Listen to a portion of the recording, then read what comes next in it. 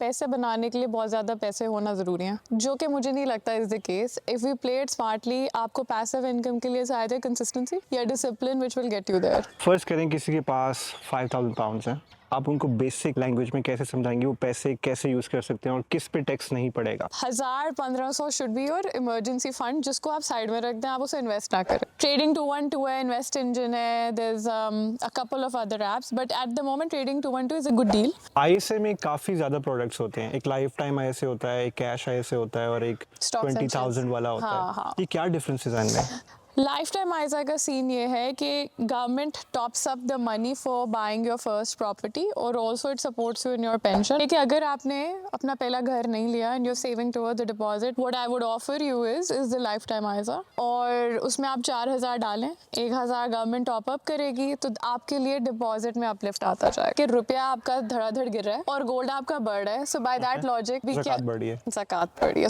अपनी इन्वेस्टमेंट्स बता सकती हैं किस किस सेक्टर में आपने इन्वेस्ट किया हुआ है? जी और आप एवरी मंथ करती हैं या पर एनम करती हैं, कैसे करती हैं? जी ज़रूर। Capital you're about to use आपको पार्क करने हो, then there is an NSNI premium bond offered by the government है। बेसिकली वो बॉन्ड प्राइस स्कीम है जैसे पाकिस्तान में भी है। उसका ये है कि एक बंदे मैक्सिमम उसमें 50,000 तक रख सकता है, उसमें हर महीने ड्रॉ निकलती है and the top 2 prizes are $1,000,000 each for 2 people and any winnings are tax free.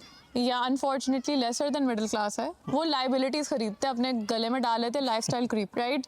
आप पहले आएंगे कुछ 100 पाउंड कमाएंगे, यहाँ पे मैंने पहली चीज देखा है जो मिडिल क्लास लड़के करते हैं, they start spending on flashy cars. I am sorry, 500 pound instalment और 1000 pound instalment is not getting you anywhere. You are actually tying yourself up in an auto loan और अ पर्सनल लोन और however you are financing it. उसके ऊपर आपकी insurance है, उसके ऊपर उसकी मेंटेनेंस है। ऑफ कोर्स ब्रांड न्यू गाड़ी में तो आप अच्छे से अच्छा ब्रांड भी उठाएंगे, 30% तो is the minute you drive it out of the lot you done. आप लग्जरी खरीदते हैं, लग्जरी की मेंटेनेंस भी वैसी है। We've all been in that situation. I think कभी ना कभी हम सबको डेट की जरूरत पड़ी है, but my first point of call was always my family and friends. 5% पे लेना अच्छा है कि नहीं? अगर आप अफोर्ड नहीं कर पा रहे और आपके पास लिमिटेड अमाउंट है तो आप 2.5 साल के लिए ले लें 5% पे, तो ये अच्छी ऑप्शन है कि नहीं?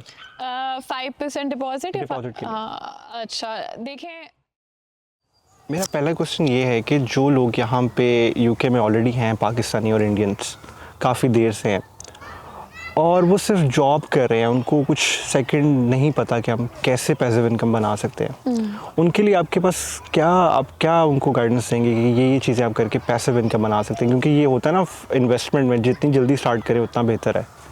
डेफिनेटली। सो पैसिव इनकम के लिए I think there is a few streams.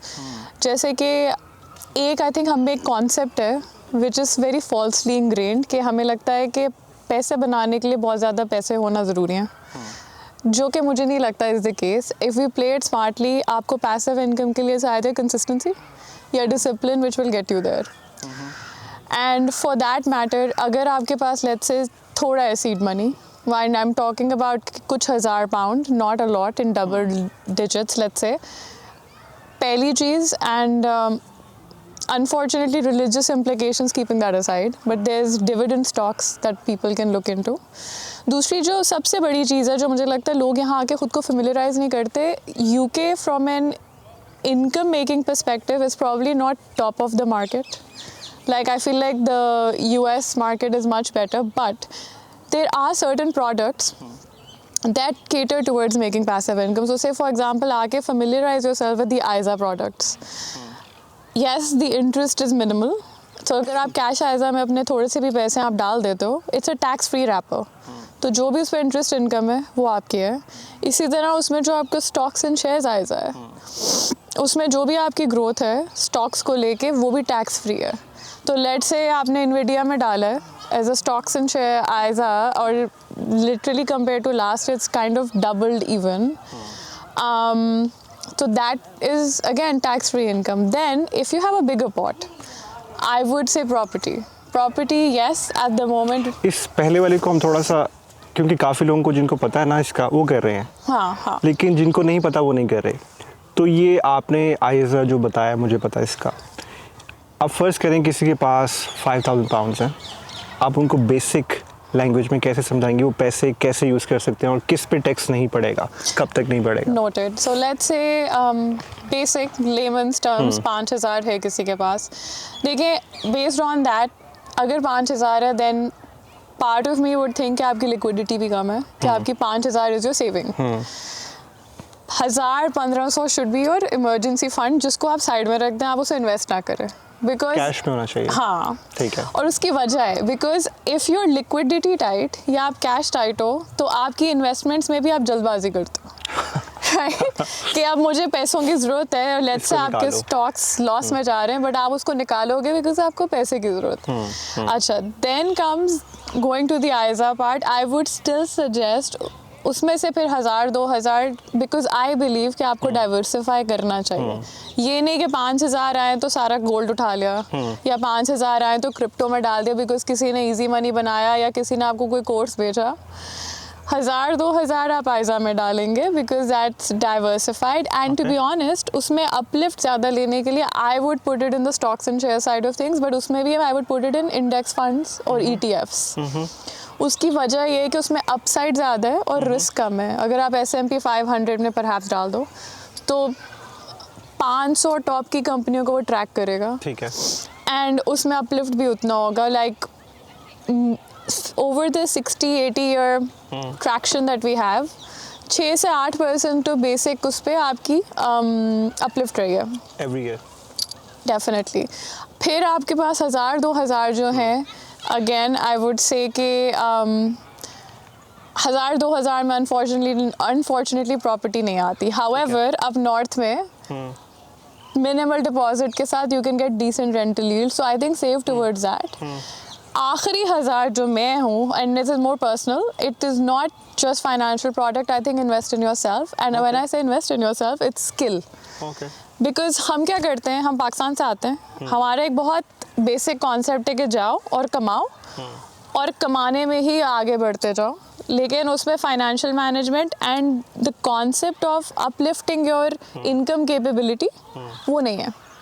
उसका मतलब ये है कि हम आएंगे, एक अंडरग्रेड, एक अच्छी सी मास्टर्स करेंगे और एक नौकरी में लग जाएंगे. 5-10 साल बाद AI आएगा, हमें निकाल देगा. सो मैं वो 1,000-500 जो भी लेके आई वुड इंश्योर कि मैं कोई ऐसा कोर्स करूँ कि whichever sector I am in मैं उसमें इंडिस्पेंसिबल हो जाऊँ. तो लाइक फॉर एग्जांपल मुझे काम करते हुए 15 साल हो रहे हैं. पिछले लास्ट 2 इयर्स मैंने एक एग्जीक्यूटिव MSc की, चार्टर्ड बैंकर चार्टरशिप भी की, और अभी भी मैं एक AI कोर्स के लिए इनरोल कर रही हूँ बिकॉज आपको ट्रैक्शन रखनी है. तो that's how I would look at it. My top picks would be ISAs, keeping some cash on you just because emergency आएगी तो आप जल्दी में बेचेंगे. Save towards a property because eventually वो एक एसेट है. ठीक है. प्लीज़ आके फ्लैशी गाड़ियों पे ना लगाएं, जो कि मैंने देसियों में बहुत ये कॉन्सेप्ट देखा है. और and and then upskilling yourself. मतलब अगर 5,000 पाउंड है तो आप इन्वेस्टमेंट के लिए कोई ऐप लेंगे, ट्रेडिंग 212 या कोई ऐसी, उसमें पैसे डालेंगे. So yes, that is correct. So trading 212 eight the moment investment wise आपको आइज़ाज में डिसेंट रेट दे रहा है. सो trading 212 is one app, and for anybody who doesn't understand this, Trading 212 है, Invest Engine है, there's a couple of other apps, but at the moment Trading 212 is a good deal. Okay. उस पे आपको stocks choices भी ठीक ठाक हैं, and you also get some Nasdaq stocks as well and everything, and it's easy to trade, very convenient, and it offers you insurance as well, protection is also there. So download it, make an account. Very easy, अपने bank से connect करें, आपका cash भी transfer हो जाएगा. Cash transfer करें, उधर से स्टॉक्स एंड शेयर्स में डालें. जो आपको समझ आ रही, कुछ भी नहीं समझ आ रही तो ETF में डालें, S&P 500 पकड़ें और डाल दें. अच्छा, एक ISA में काफ़ी ज़्यादा प्रोडक्ट्स होते हैं. एक लाइफ टाइम ISA होता है, एक कैश ISA होता है और एक 20,000 वाला होता है. हाँ. ये क्या डिफरेंसेस हैं इनमें? तो और ISA का मतलब क्या है? ये तो मैं भी भूल गई हूँ. It's investment savings account. Okay. And thank you for that. So basically Aiza का क्या सीन है कि every year no matter who you are, आप सबको एक 20,000 की लिमिट मिलती है। ठीक है, जो भी यहाँ नेशनल है कि कोई भी एज लॉन्ग काम एज कर यूर रहे हैं यूके रेजिडेंट, Okay. तो आपके पास एक 20,000 की लिमिट है कि उस 20,000 को आप जिस भी आयजा में डालेंगे उसके ऊपर जो भी आपकी इनकम है, be it interest income, be it stocks and shares income, be it whatever the case, वो आपको हर चीज़ टैक्स फ्री मिलेगी। It's a tax free wrapper that the government provides you. और हर वो साल जो आप नहीं डालते वो आपके 20,000 लूज हो जाते हैं। सो लेट्स से मैं 5 साल पहले स्टार्ट किया होता और मैं 20 के अपना डाल रही होती, तो अब मेरे पास 1 लाख जो जिस पे जो भी इनकम है टैक्स फ्री होगी अब। लेकिन जो लोगों को ये नहीं पता वो अपने अर्निंग ईयर्स में ये चीज़ भी मिस कर रहे हैं। लाइफ टाइम आयजा का सीन ये है कि government tops up the money for buying your first property और also it supports you in your pension. उसमें अब आई थिंक हमें थोड़ा सा देख लेना चाहिए, you will probably have to cut it. वो ये है कि उसमें भी एक लिमिट है कि अगर आप एक सर्टेन अमाउंट डालते हैं 4,000, उसमें गवर्नमेंट 25% डालती है। So I can say that again, but you right, basically ये होता है। तो उसमें ये है कि अगर आपने अपना पहला घर नहीं लिया and you saving toward the deposit, what I would offer you is the lifetime ISA. और उसमें आप 4,000 डालें, 1,000 गवर्नमेंट टॉपअप करेगी, तो आपके लिए डिपॉजिट में अपलिफ्ट आता जाएगा। ठीक है। और ये जितना जल्दी स्टार्ट करना चाहिए कर सकते हैं। Yes, and I would say कि जिन्होंने नहीं किया प्लीज़ करें, because when you hit like your mature 20s या अर्ली 30s बट रिग्रेट बहुत होती है, because tax free wrappers are the biggest game at least in this country. यहाँ पे ये आपसे हर तरीके से टैक्स ले रहे हैं, तो फिर आप सोचते हैं कि यार अगर मैंने 10 साल पहले स्टार्ट किया होता तो कितना फ़ायदा होता। जी। आपने वो बुक पढ़ी है rich dad poor dad? Ages ago, याद नहीं है। मैंने भी वो पाकिस्तान में पढ़ी थी और मैं चाहता था कुछ इन्वेस्ट करूं, तो वहाँ पे तो कोई इन्वेस्टमेंट के ऑप्शंस ही नहीं है ऐसी। तो मैंने कहा यार ये क्या मतलब क्या बुक है, कहाँ पे यूज़ होती है? तो इसलिए हमें आई थिंक कॉन्सेप्ट ही नहीं पता इन चीज़ों का ना कि आप कहाँ कहाँ पे इन्वेस्ट कर सकते हैं। हाँ। और ये जो आप S&P 500 बता रही हैं, आई थिंक लास्ट ईयर इसने 24% रिटर्न दिया है इस इन्वेस्टमेंट पे। एंड Nvidia ने आई थिंक ऑलमोस्ट 100% दिया है एक साल में। I think so, yes, because मैंने कुछ डाले थे और मेरे 2 साल में आई थिंक 200% या कुछ। Oh nice. But as a lucky guess I wouldn't, अगर आपकी रिस्क एपेटाइट नहीं है तो प्लीज सिंगल स्टॉक्स में ना डालें। इजीएस्ट है, विदाउट थिंकिंग आप इंडेक्स फंड्स में डाल देंगे। Nvidia तो आई थिंक वैसे भी सबसे बड़ा स्टॉक है इस time. I think 4.something trillion dollar की इन्वेस्टमेंट है उसमें। That is correct. तो वो सेफ है। There were a lot of things that were safe and have gone down, but you're right. At the moment, yes, especially with AI chips and everything, they're quite in demand. उसके अलावा अगर आप थोड़ी सी research रखें, always safe bet commodities में gold उठा लें।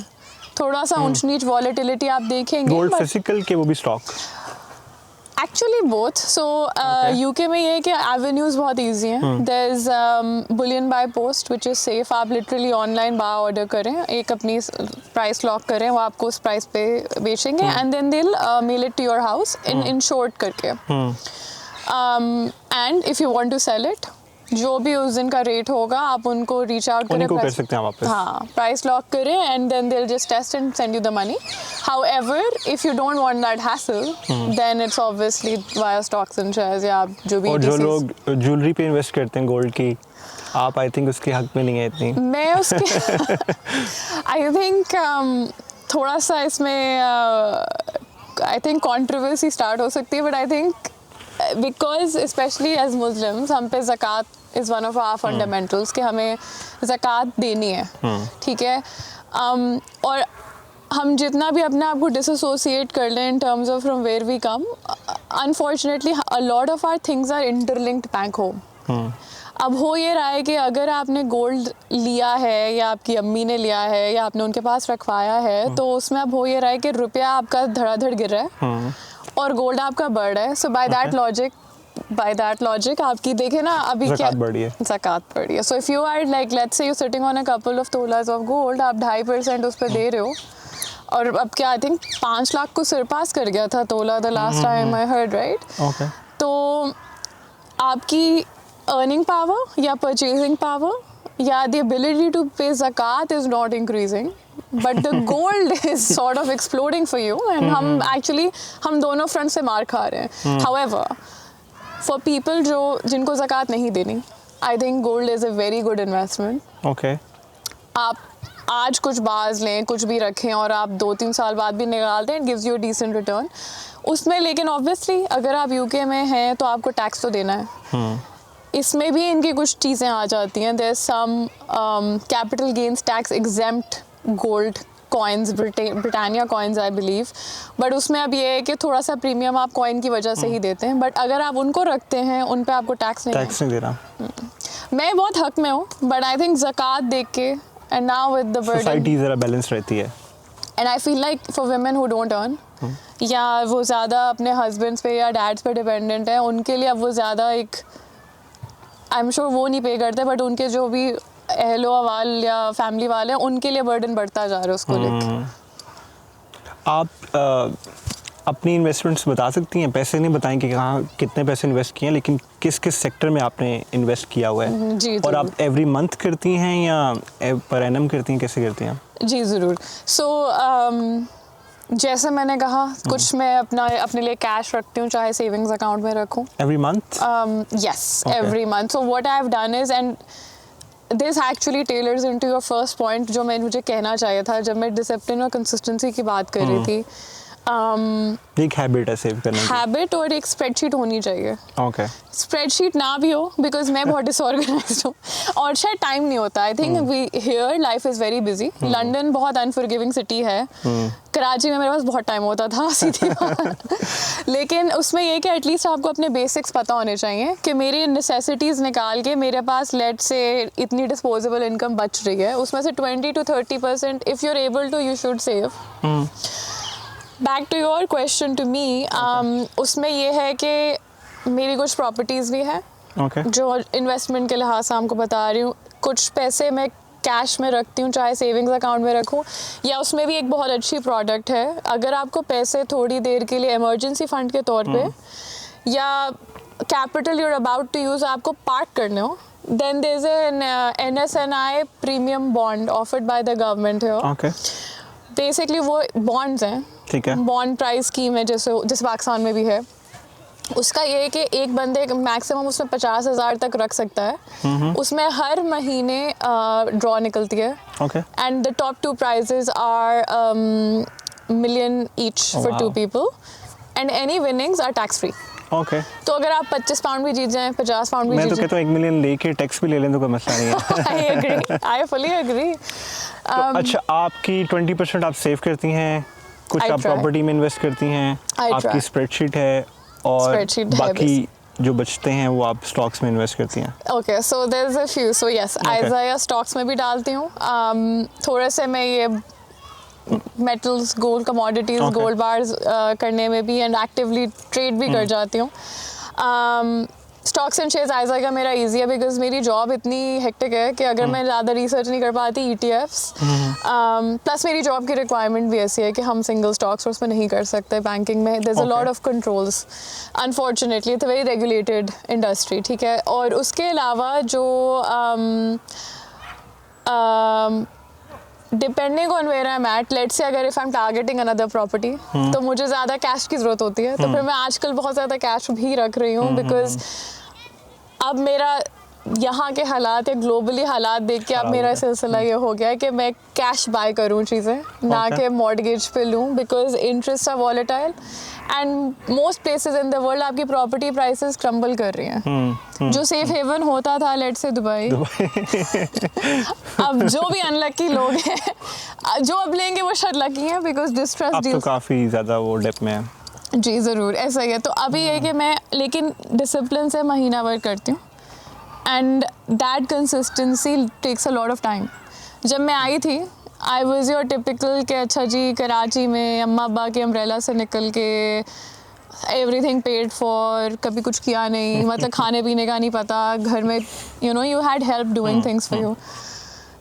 Getting that discipline was very hard and unfortunately हम अपने बच्चों को स्पेशली हमारे मुल्कों में हम फाइनेंशियल मैनेजमेंट नहीं सिखाते. हमारे मुल्क में पता नहीं ये क्या कॉन्सेप्ट है. Unfortunately yes there is a lot of wealth inequality, but कुछ हमने खुद बनाई है बिकॉज हम लोग अपने आप में वो एफर्ट डाल के वो चीज़ें सीखते नहीं हैं. जैसा आपने रिच डैड पुअर डैड की बात की, उसका सबसे बड़ा पॉइंट क्या था? सबसे बड़ा उसमें मैसेज ये है कि जो मिडिल क्लास है या unfortunately lesser than middle class है, वो लाइबिलिटीज़ खरीदते हैं, अपने गले में डाल लेते हैं लाइफस्टाइल क्रीप, राइट। आप पहले आएंगे कुछ 100 पाउंड कमाएंगे, यहाँ पे मैंने पहली चीज़ देखा है जो मिडिल क्लास लड़के करते हैं, they start spending on flashy cars. I am sorry, 500-600 pound installment or 1,000 pound installment is not getting you anywhere. You're actually tying yourself up in an auto loan or a personal loan or however you're financing it. उसके ऊपर आपकी insurance है, उसके ऊपर उसकी maintenance है, उसके ऊपर डेप्रिसिएशन अलग है गाड़ी की। ऑफ कोर्स ब्रांड न्यू गाड़ी में तो आप अच्छे से अच्छा ब्रांड भी उठाएंगे, 30% तो is the minute you drive it out of the lot, you done. उसके अलावा लोग उसके साथ छोटी छोटी चीज़ें भूल जाते हैं। आप लग्जरी खरीदते हैं, लग्जरी की मेंटेनेंस भी वैसी है, ठीक है। अब उनको होता है हम मर्सिडीज़ लें, उसमें मेंटेनेंस सुजुकी वाली हो, ऐसा नहीं होता ना। So please stay away from that. And उसमें यही है कि कीपिंग अप विद द जोनसेस या लाइफस्टाइल क्रीप, सेविंग इन्वेस्टमेंट तो साइड की बात है। जब जैसे जैसे लोगों की तनख्वाह बढ़ती है, मैंने देखा हम अपने गले लाइबिलिटीज़ बढ़ा लेते हैं। आज मैं फ्लैट में रहती हूँ, कल को मुझे पेंट हाउस में रहना है, अगले दिन मुझे मैंशन में रहना है, या आज मैं सुजुकी चला रही हूँ तो मुझे कल मर्सिडीज चलानी। Yes, everything in its own time, but there should be some discipline. I think बात वैसे कहीं और निकल जाएगी, मैं नहीं करता अभी, लेकिन लोगों का ना एक माइंडसेट होता है कि आते हैं ना, उनको पता है कि यार वो तो हम कभी बन नहीं सकते, तो गाड़ी ले लें, अभी थोड़ा सा तो एंजॉय करें, इतनी मुश्किल जॉब है, इतने पैसे दे के आए हैं पाकिस्तान, उनका आई थिंक ये माइंडसेट होता है, हो सकता है। व्हिच इज ट्रू, हाँ। अच्छा, एक बहुत बड़ा प्रॉब्लम ये है कि काफ़ी लोग ना डेट में फंस जाते हैं। मैं भी एक टाइम था फंसा हुआ था डेट में, और उससे ना निकलने का कुछ समझ नहीं आती कैसे निकले। आप एक तरफ से बैलेंस ट्रांसफ़र लेते हैं या लोन लेते हैं, तो वो क्रेडिट भी उधर रहता है, बैलेंस ट्रांसफ़र भी चढ़ जाता है, उससे निकला नहीं जाता। तो आपके पास इसका कोई सोल्यूशन, कोई टिप्स एंड ट्रिक्स हैं, कैसे निकल सकते हैं? Okay, so before even tips and tricks, I think if you are going in debt, या आप अगर लोन ले रहे हैं फॉर सम इमरजेंसी, तो उसके लिए तो ऑब्वियसली हम कोई लेक्चर लगा नहीं सकते। इमरजेंसी इज़ एन इमरजेंसी, कोई शौकिया तो नहीं ले रहा उस वक्त, तो आपकी लाइफ नीड है। इसमें सबसे पहले एंड आई नो मैं बहुत प्रीची साउंड कर रही हूँ, बट आई थिंक प्लीज़ वही लाइफस्टाइल क्रीप या कोई फैंसी चीज़ लेने के लिए लोन मत लीजिए।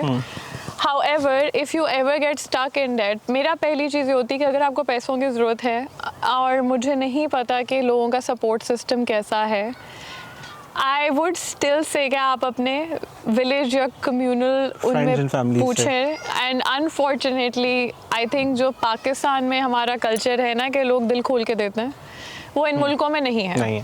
और उसकी वजह ये नहीं कि लोग देना नहीं चाहते, आई थिंक लोगों की कैपेबिलिटी नहीं है, लोगों की वो कैपेसिटी नहीं है कि वो इतना दे सकें। और ऑल्सो यहाँ पे इतना ठग खाते हैं लोग कि I feel like we are all on edge कि अब इसको ट्रस्ट करें ना करें, ये एक हो जाता है, बन जाता। निकलने के लिए मैं यही कहूँगी कि you should, there is a couple of methods, and I know again ये प्रीची है, ये लाइफ में इम्प्लीमेंट करना मुश्किल है। There is a snowball method, उसमें अगर आपके पास मल्टीपल डेट है तो maybe you start with targeting the smallest and you go up to the largest. तो लेट्स से अगर आपने 2-3 क्रेडिट कार्ड चढ़ाए हुए हैं,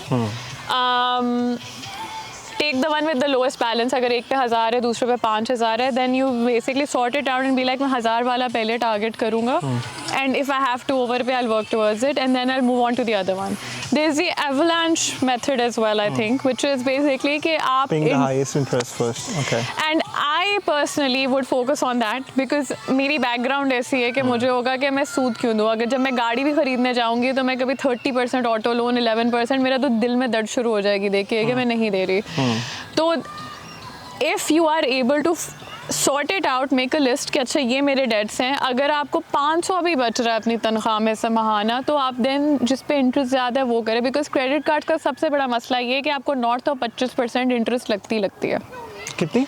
नॉर्थ ऑफ 25% अगर आपने नहीं पे किया in certain time frame. Because by the way, speaking of products, अगर ज़रूरत है तो देयर इज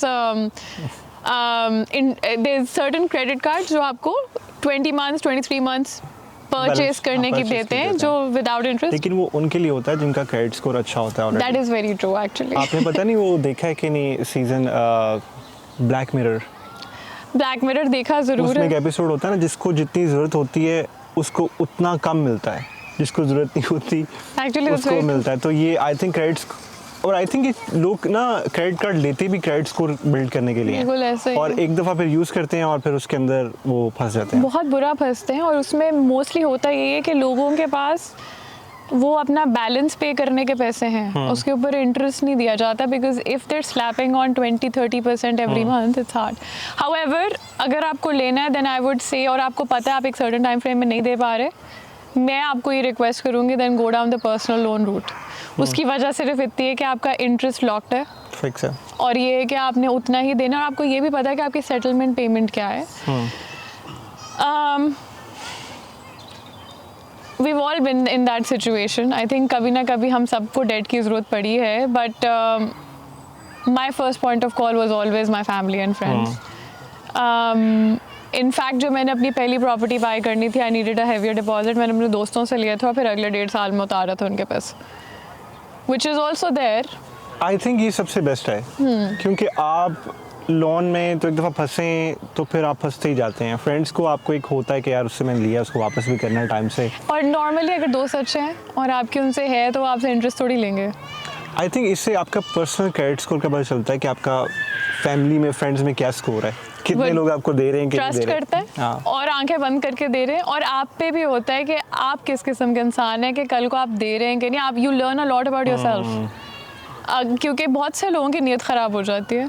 आज जो मैं अपने बारे में सोचती हूँ या मुझे लगता है मैं हूँ, हो सकता है put in a particular situation में बहुत गलत तरीके से रिएक्ट कर जाऊँ, and I surprise my self, right. Like लोग लोन लेके दोस्तों के भाग भी जाते हैं।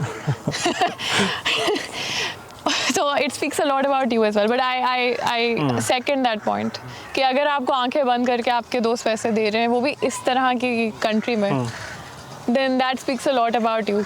So going on credit building, it's also character building. हाँ Please focus on character building. Investing on your skills is one thing, but I think character is something that takes you far. Pakistan में ये भी बहस होती है ना कि degree करें या स्किल करें। आप कह रही हैं कि डिग्री करने के बाद स्किल भी करते रहें साथ साथ। देखिए आई थिंक जिस टाइम पे मैंने ग्रेजुएट किया था, आप आज से कुछ साल 8-10 साल पहले चले जाएं, तब I think avenues of making easy money या ये स्टार्टअप कल्चर नहीं था, इतना नहीं था। और उस वक्त ये था कि the way it would work is कि आप एक ऐसी डिग्री करें जो आपको लुक्रेटिव नौकरी दे कल को। नो ऑफेंस टू पीपल जो आर्ट्स और सिंगिंग या म्यूजिशियन या उसमें जाते हैं, बट अनफॉर्चुनेटली मैं आज बता सकती हूँ कि मैंने म्यूज़िक पढ़ी होती ऑक्सफोर्ड यूनिवर्सिटी से, पाकिस्तान जाके मैं जॉबलेस होती। तो वो ट्रैक्शन वो थी, ट्रैजेक्टरी वो थी, पाथ वो था। आज के ज़माने में and I tell you right now, I don't think degrees are important. You have जो चीज़ें आपको डिग्री में सिखा उससे बेहतर आपको ChatGPT, क्लॉड सब सिखा रहा है, और अगर आप उसको सही से यूटिलाइज़ करना जानते हैं, in fact if you get into the back end of it कि वो बनता कैसे है, आप उससे कोई स्टार्टअप करें, लोग आपको ज़्यादा ही फंड देंगे। लेकिन अगर आप मिडिल क्लास फैमिली से हैं जहाँ आपको ये पता है कि माई वे और द हाईवे या immense risk taking is not the only solution, let's say आप अपने घर के अकेले कमाने वाले बनेंगे कल को, देन एक डिग्री ये ज़रूर करेगी, अ गुड डिग्री, कि वो आपको एक स्टैंपिंग दे देगी। अगर कहीं भी आप फंसे तो चलें कहीं ना कहीं थ्रू वर्ड ऑफ माउथ आपको बहुत हाई फाई नहीं बट कोई नौकरी मिल जाए। आजकल कंपटीशन इतना ज़्यादा है, बट ये think about it, right. I think ये हमारे ज़माने में था ना। अब के जो बच्चे आई थिंक जो 10-12 साल के हैं, 15 साल के हैं, वो जब हमारी एज में पहुँचेंगे जी तो शायद उनको इस बैकअप की ज़रूरत नहीं होगी। You think so? और उसकी मुझे तो ऐसा लगता है। किस वजह, मतलब किस? क्योंकि AI आगे, अब तो वो यूनिवर्सल इनकम की बात भी कर रहे हैं, लॉन मस्क, आपने शायद सुना हो कि सबको गवर्नमेंट देगी। और डिग्रीज या तो ये चेंज करें जैसे पढ़ा रहे हैं 4 साल में जो कुछ दे रहे हैं, हाँ, या स्किल्स ऐसे हों जिससे आप चेक कर सकें कि वाकई स्किल आ गया मेरे पास। क्योंकि 1 घंटे की वीडियो देखने से आपको नहीं पता चलता कि बस स्किल आया कि नहीं आया। लेकिन मुझे लगता है कि शायद आगे आने वाले 15-20 सालों में शायद डिग्री की ज़रूरत नहीं होगी। हो सकता है हो, लेकिन नहीं, आपकी बात में वज़न है, बट यही है कि ओनली टाइम विल टेल। उसका मसला ये है कि अभी आई think the only part that concerns me is कि अगर ऐसा हुआ एंड ये फ़िल्टरिंग सिस्टम हट गई और हर कोई मतलब AI या टूल्स या इन सब से करेगा, तो how would you stand out?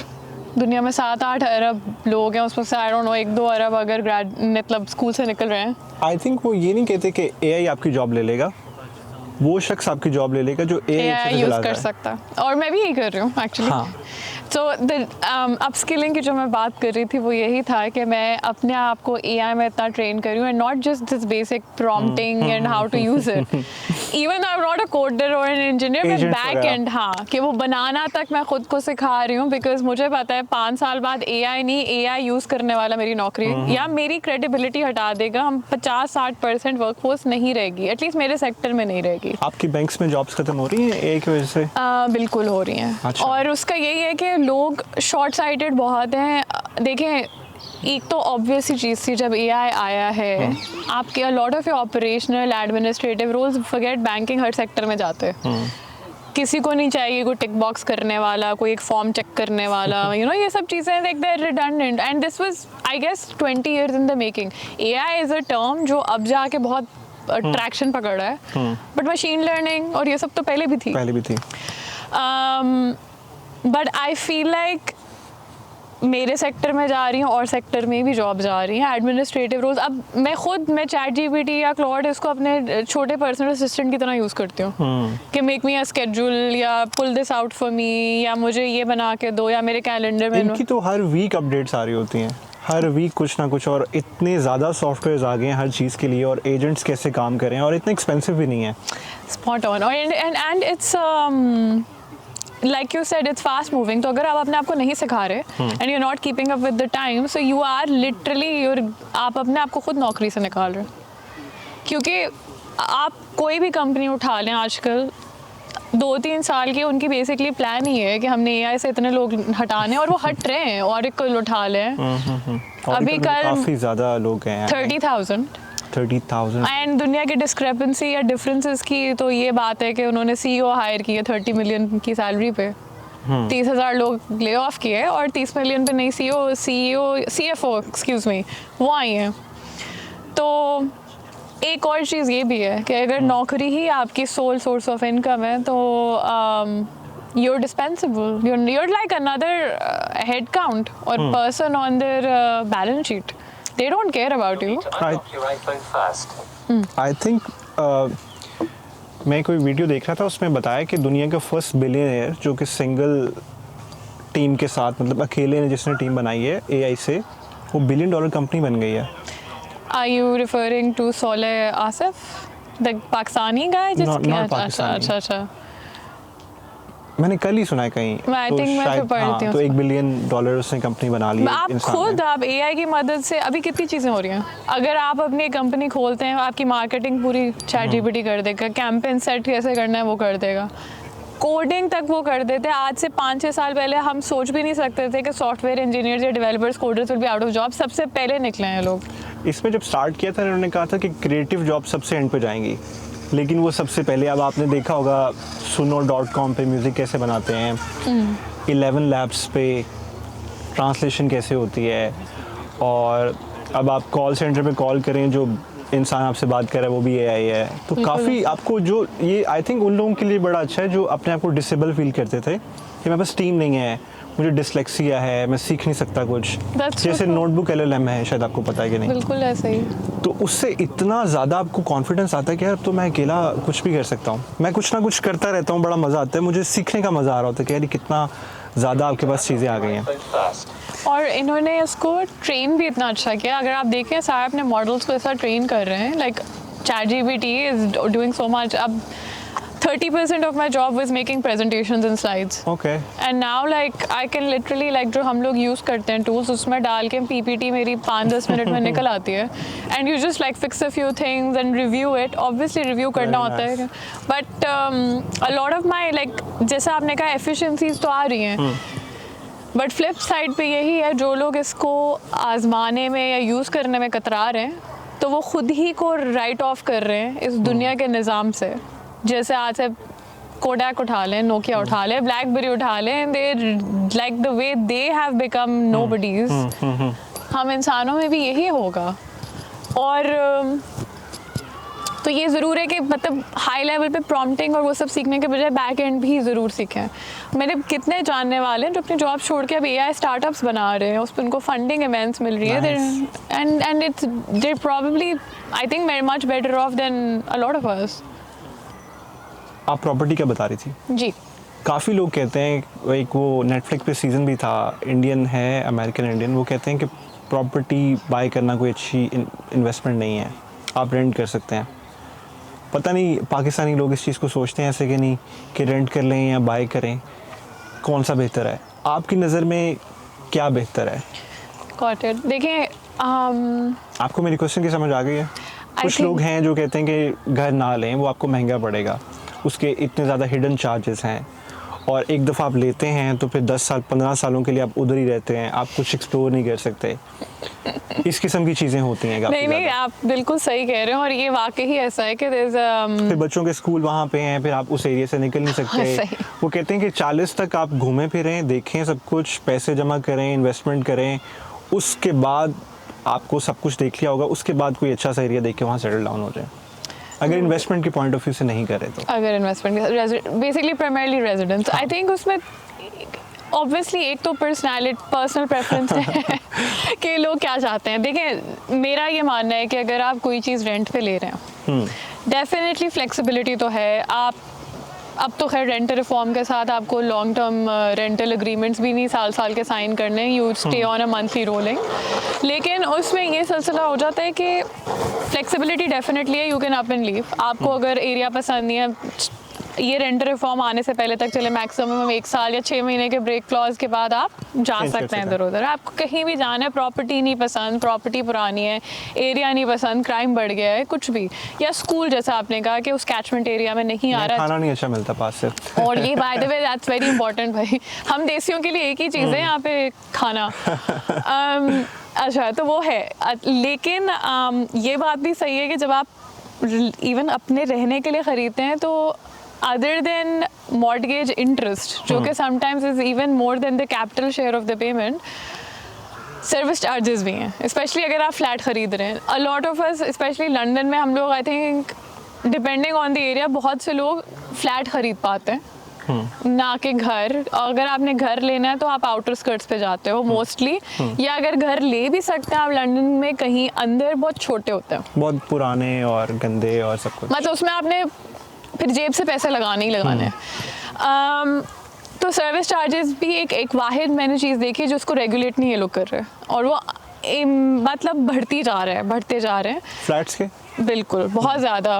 और ये आपके फ्लैट के स्क्वायर फुटेज के लिहाज से होता है बाय द वे। तो अच्छा, रेंटर्स का फ़ायदा ये होता है कि सर्विस चार्ज वो नहीं पे करते। अगर मैं रेंट करूँ फ्लैट तो service charge as a tenant मुझे नहीं देना, वो फिर भी लैंडलॉर्ड या लैंडलेडी देगी। लेकिन वो आपसे रेंट पे एडजस्ट कर लेंगे ना? दे कैन ट्राई, बट अगर आप देखें मेरा सर्विस चार्ज लेट से 500 महाना लग गया है, ठीक है, लेट से इतना लग गया है, लेकिन किराया नहीं मेरे एरिया में उतने बड़े, कौन देगा मुझे उतना रेंट? कोई लोग दूसरा फ्लैट ले लेंगे, बिकॉज सर्विस चार्ज पे मेरी कंट्रोल नहीं है, it's the main own the lease. इतना ज़्यादा होता नहीं है ना? You'll be surprised, जहाँ मैं रहती हूँ I think ground rent service charge मेरा अराउंड ऑलमोस्ट 600 पर मंथ है। वाह। तो आप लगा लें, बिकॉज अच्छा वो यही वजह है कि अगर आप डेवलपमेंट अच्छी ले लें तो वो डेवलपर, उनकी मैनेजमेंट टीम्स के शशके या टंटे भी उतने, एक्सक्यूज माई लैंग्वेज, बट उनके ड्रामे भी इतने, they will charge you more. Anyway, back to your point, the fact I was saying is कि देखें, ये बात बिल्कुल सही है, फ्लेक्सिबिलिटी है। यूके जैसी जगह में, लंदन जैसी जगह में कैश बाय करना is difficult for most people, unless 95% people of the people, और मैं ये कहने लगी थी, अनलेस अम्मा अब्बा से हेल्प हो या जनरेशनल वेल्थ हो, आप नहीं खरीद सकते।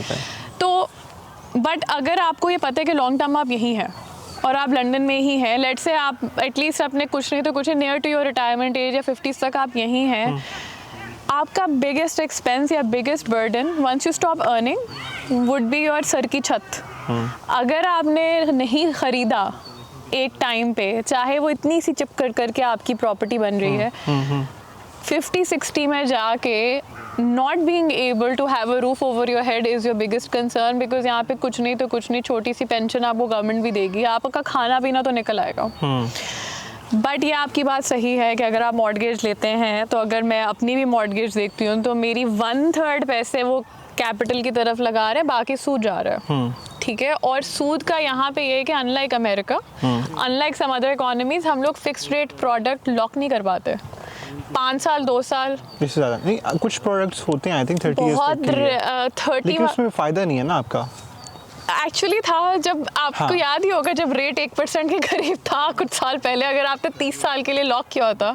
आपको शायद लगे इससे भी नीचे आ जाना, लेकिन किसको क्या फ्यूचर है किसको पता। That's true. अच्छा, काफ़ी लोगों को नहीं पता कि इंटरेस्ट कैसे वर्क करता है मॉर्गेज पे, मुझे भी नहीं पता था ना इसलिए। हाँ, मतलब वो घर का बता रहे हैं कि एक घर है लेट्स से 350K का, उस पर 2.5% इंटरेस्ट रेट है। बिल्कुल है। आपको लगेगा 350 को 2.5 से मतलब करें, लेकिन ये ऐसे नहीं वर्कआउट करता। 30 इयर्स में ये तो 350 का जो है वो तो 1 मिलियन तक इंटरेस्ट डाल के पहुंच जाएगा।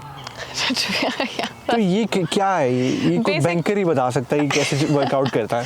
तो पहली चीज़ तो ये कि जो जब आप मॉर्गेज करने जाते हैं तो आपके घर की प्राइस पे इंटरेस्ट नहीं लगेगा, आप उनसे कितना उधार ले रहे हैं उस पर लगेगा। तो लेट से आपने 2 लाख का घर देखा, बट अगर 1 लाख आपने डिपॉजिट या खुद डाल दिया तो 1 लाख पीछे रह गया, आपने 1 लाख पे लोन उस लिया, पे 5% APR इंटरेस्ट पड़ गया। बिल्कुल ऐसे उस पे पड़ गया। एंड देन उसमें भी ये होगा कि वो रेट आपको एक तरह से डिपेंडिंग ऑन आपने मॉर्गेज की टर्म क्या ली है उससे हिसाब करके आपको वर्कआउट करते हैं और काटते हैं। तो अगर लेट से आपने 25 साल के लिए उनसे वो लोन लिया है तो वो उस तरह उसको चिप करते जाएंगे। तो जैसे जैसे आपकी जितनी कैपिटल रिड्यूस होगी उस पर 5% उस लगता जाएगा, तो आहिस्ता आहिस्ता कम होता जाता है। और अगर आपने फिक्स्ड रेट लिया है जो कि नॉर्मली 2 से 5 साल फिक्स होता है, उसमें ये होगा कि आप जब भी प्रोडक्ट लेंगे वो आपको शुरू के सालों में, अगर आप देखें आपका महाना जो कटता है, बैंक उस प्रोडक्ट को बनाता है ऐसा कि ज़्यादा पैसे आपके सूद में जा रहे हैं ना कि कैपिटल की तरफ। क्योंकि तो 5 ईयर्स का कॉन्ट्रैक्ट होता है, उसके बाद आप बैंक चेंज कर लेंगे। आप चेंज भी कर लेंगे, लेकिन उनके उन 5 सालों में भी अगर आप 2.5 साल आप उधर रहेंगे और आप 2.5 साल बाद अपना स्प्लिट देखोगे ना,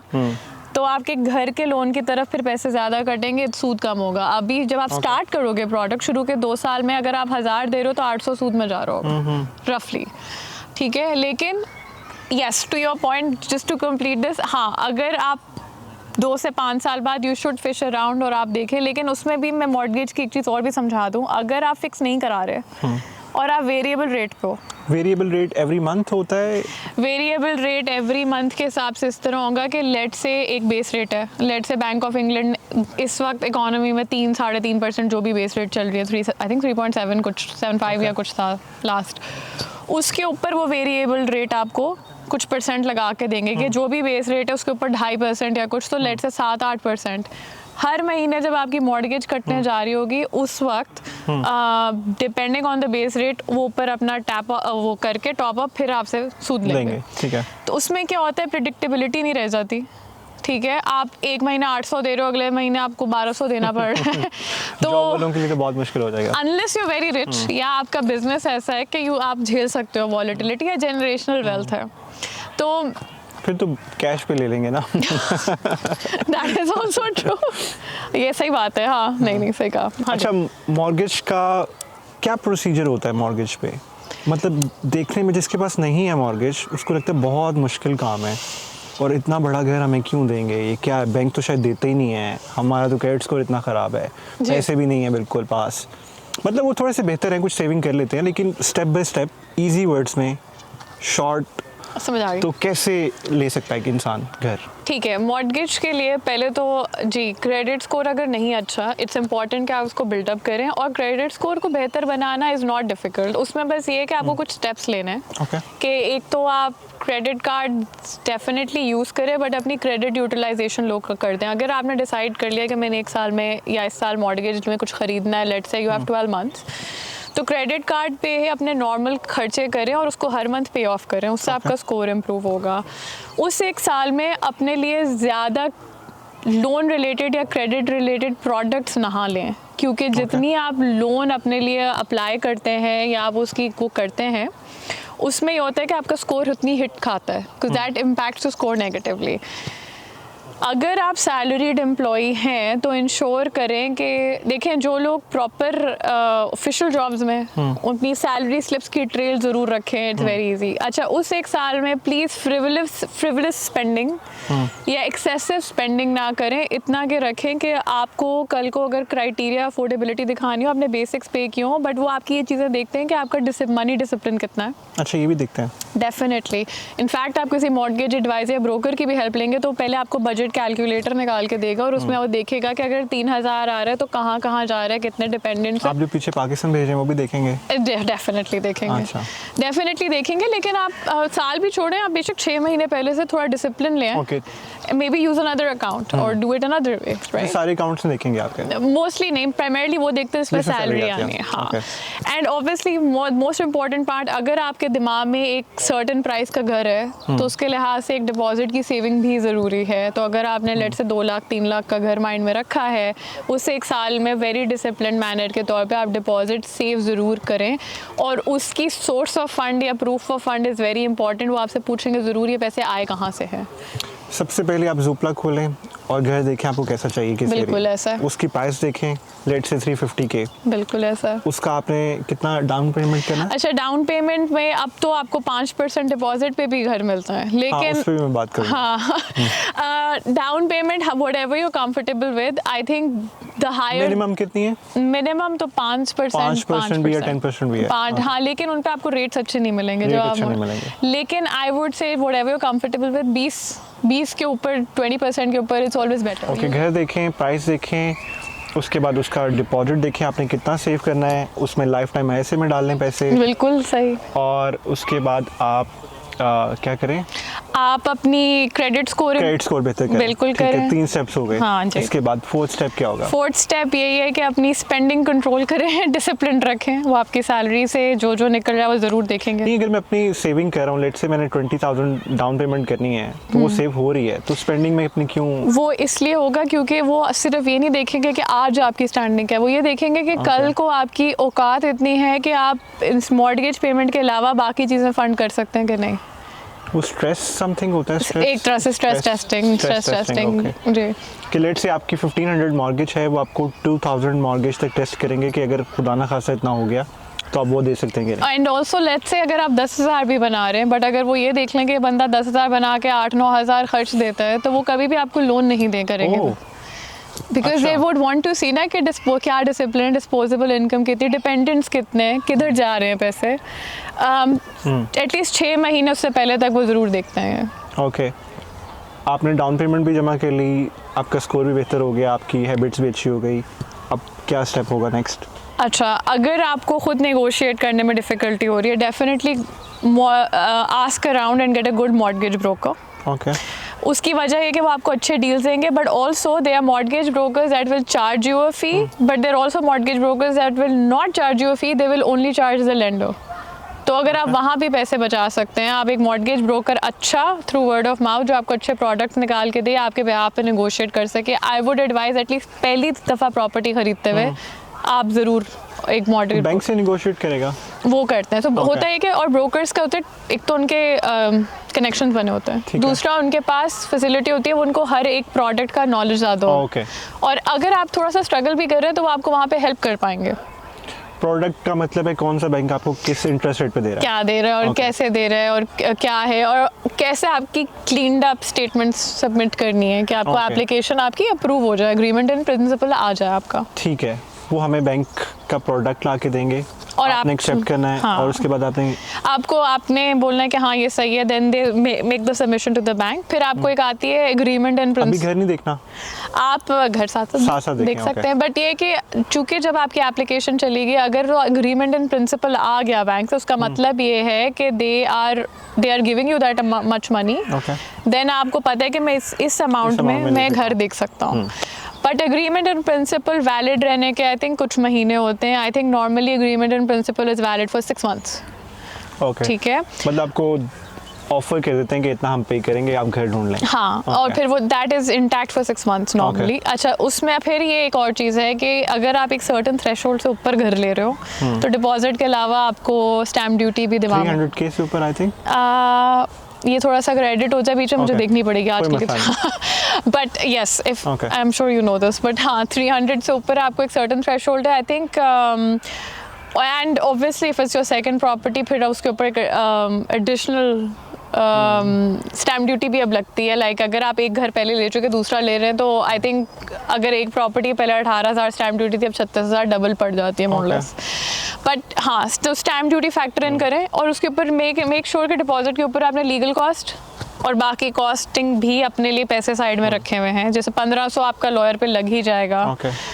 इधर उधर आपके एक्सपेंसेस लगेंगे और उसके अलावा घर को फर्निश करने में या शुरू की चीज़ें तो जो ये चीज़ें हम भूल जाते हैं हम कहते हैं बस डाउन पेमेंट करके घर ले लें और घर लेना भी इतना कोई मुश्किल नहीं है ज़ुपला राइट मूव पे रिसर्च करें जो आपको समझ आए व्यूइंग्स करें डू योर रिसर्च और फिर अग्रीमेंट इन प्रिंसिपल ऑफर डाल दें अगर आपको जो बेच रहा है वो एक्सेप्ट कर ले ऑफर का क्या मतलब होता है कि अगर एक बैंक आप देख रहे हैं ज़ुपला पे उसने लगाया हुआ ये घर 350 के का है तो उस पे जाके आपने उनसे निगोशिएट करना है देखें आपने उसमें ये करना है नॉर्मली होता है कि जब कोई बेच रहा होता है स्पेशली ज़ुपला राइट मूव पे is normally through an state agent कोई स्टेट एजेंट उनके बिहाफ पे मार्केट कर रहा होता है उन्होंने कहा कि हम 350 से ऊपर की ऑफ़र लेंगे ओके ठीक है तो अगर आपको घर पसंद आ गया है तो यू कैन ट्राई और लक कि आप 350 ही ऑफर करें ये भी हो सकता है कि कोई और ख़रीदने आया देखने आया उनको ज़्यादा पसंद आया उन्होंने 360 ऑफर कर दिया तो then it's on the seller के वो क्या आप बैक एंड फोर्थ नहीं जा सकते उनके साथ? आप बिल्कुल जा सकते हैं लेकिन वो भी आपकी किस्मत है कि हो सकता है कि उसको इतना ऑफर्स ना आ रहे हो या उस बंदे को इमरजेंसी हो बेचने की या डिस्ट्रेस में वो बेच रहा है Okay. बट जहाँ पे लेट से बहुत अच्छा घर है जो आपको लग रहा है there be a lot of competition लोग 350 के घर पे 380 तक भी ले जा सकते हैं प्राइस एंड अगर आप बेच रहे होंगे तो आप हाईएस्ट ऑफर लेंगे ना लेकिन उसमें भी होता है कि अगर हाईएस्ट ऑफर आपने एक्सेप्ट कर लिया as a seller for all that we know जिसने ऑफर डाली उसकी बाद में मॉर्गेज एक्सेप्ट ना हो या उसका कोई मसला निकला है then sometimes this thing come back on the market as well okay 5% पे लेना अच्छा है कि नहीं अगर आप अफोर्ड नहीं कर पा रहे और आपके पास लिमिटेड अमाउंट है तो आप 2.5 साल के लिए ले लें 5% पे तो ये अच्छी ऑप्शन है कि नहीं 5% डिपॉजिट Deposit के लिए। अच्छा देखें अगर तो 5% deposit is something that you have and उस पर आप घर ले रहे हैं देन आई थिंक वो पहला साइन है कि आपको नहीं लेना चाहिए अभी अच्छा वो इसलिए नहीं लेना चाहिए बिकॉज 5% आप किसी भी चीज़ का उठा लें अगर आप एक मोटर बाइक भी लेने जाएंगे उसमें 2000 की बाइक में अगर सिर्फ 5% है तो then common sense would have it कि अभी आपकी अफोर्डेबिलिटी नहीं है राइट उसकी वजह ये है कि जब आप एक घर लेंगे उसके साथ और बहुत अखराजात आएंगे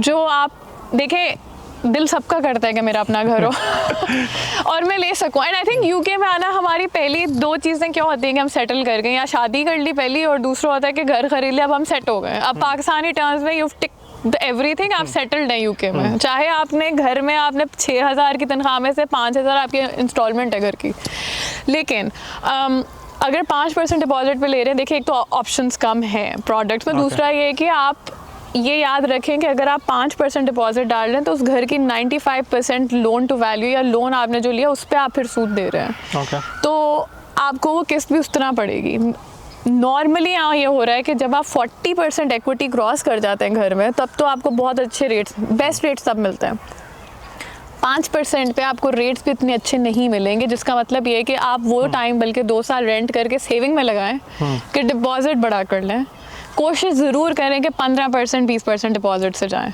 ओके लेट्स से एक फैमिली है जो कि 1600 पाउंड्स रेंट दे रही है वो अगर 5% और 1600 पाउंड दे रही है 2 बेडरूम फ्लैट का अगर वो 5% पे 3 बेडरूम हाउस ले लेते हैं और उनको 16 की बजाय 1300 देना पड़ता है तो वो बेहतर ऑप्शन नहीं है मॉर्गेज पे अच्छा उसमें अब ये हो जाता है कि हमें शुरू में लगता है कि बेहतर है ओके अब घर में anything that breaks down is your responsibility अब लेट से आप वो फ्लैट में थे आपकी कोई अप्लायंस ख़राब हुई आपने लैंडलॉर्ड को फ़ोन लगाया उसने बदल के दिया या उसने ठीक कराया उसके पैसे लगे ठीक है बॉयलर ख़राब हो गया 8,000 का नया बॉयलर लैंडलॉर्ड ने लगा के दिया आप घर में चले गए कोई पाइप बर्स्ट हुआ कुछ हुआ तो there is home insurance yes but वो हर चीज़ कवर नहीं करती एंड मुझे नहीं लगता हम देशियों में ये भी कॉन्सेप्ट है कि हम घर खरीदें हम इंश्योरेंस लें हम इंश्योरेंस पे भी पैसे बचाएंगे चाहे बाद में 30,000 हमें लगे, हम फिर वहाँ बचाएंगे ज़रूर. Anyway, but going back to your point, what you were saying, I get that logic fully, but make an informed decision. उसकी वजह ये है कि बिल्कुल सही है, आपको 300 बच रहे हैं और आपके अपने पैसे बन रहे हैं. Rent is you burning money. आपने जो कमाया आपने गटर में डाल दिया, राइट? बिकॉज वो घर कल को आपका है नहीं. But make an inform decision कि अगर कल को कोई बिग एक्सपेंस आई, मैं वो हैंडल कर सकता हूँ. अगर कर सकते हैं तो बाय ऑल मीन्स ले लें. Because and bye the way right not से बायर्स मार्केट कुछ बिक रहा नहीं है, लॉसेज में लोग हैं और आपको अच्छी प्राइसेस मिल रही हैं. तो if you are a hustler and you have a high risk appetite तो ज़रूर लें. मुझे लगता है कि अगर आप में रिस्क एपेटाइट नहीं है तो प्लीज़ मत लें. Because then I don't think हर एक का, एक्सक्यूज़ माई लैंग्वेज, में जिगरा होता है कि वो फिर हज़म कर सके अप्स एंड डाउन्स. चलें, ये ऑडियंस देखते हैं कि वो क्या 5% लेना चाहते हैं कि 10%.